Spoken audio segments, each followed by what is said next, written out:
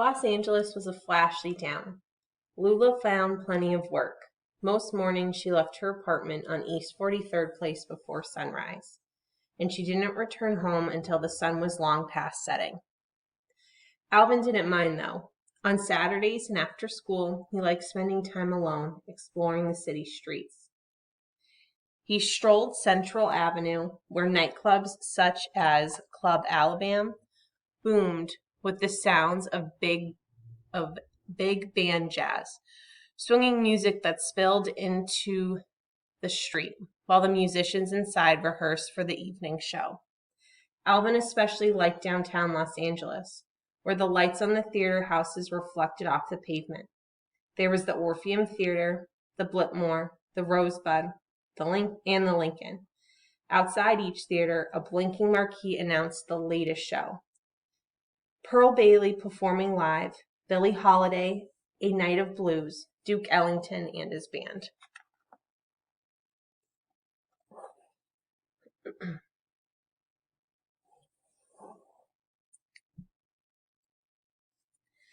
The men who owned the theater stacked handbills on their stoops. Each handbill announced coming attractions. Alvin collected them all. He dawdled along the sidewalk and spotted a handbill showing a black dancer, something Alvin had never seen advertised before. The paper said, "Coming soon to the Whitmore Theater, Katherine Dunham and her dancers in Tropical Review."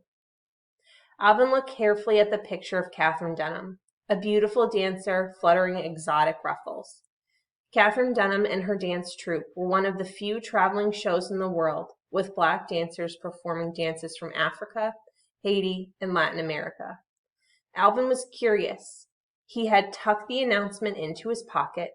He noticed Ted Crumb, a skinny boy with spindly legs, hanging out the stage door nearby.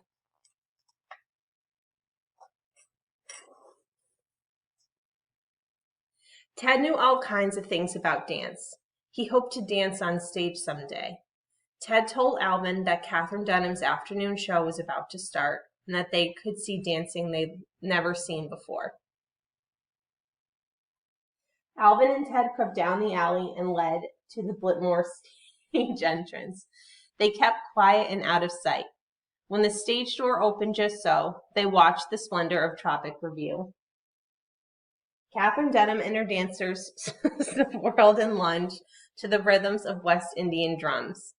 They were famous for their Babanian and spicy Brazilian routine, and for a sizzling number called rumba with a live little jive mixed in. Alvin's soul danced along when he saw Katherine Dunham's style. Alvin nudged Ted. "What is that they're doing?" "What is that?" he asked. "That's modern dancing," Ted said. "Watch this."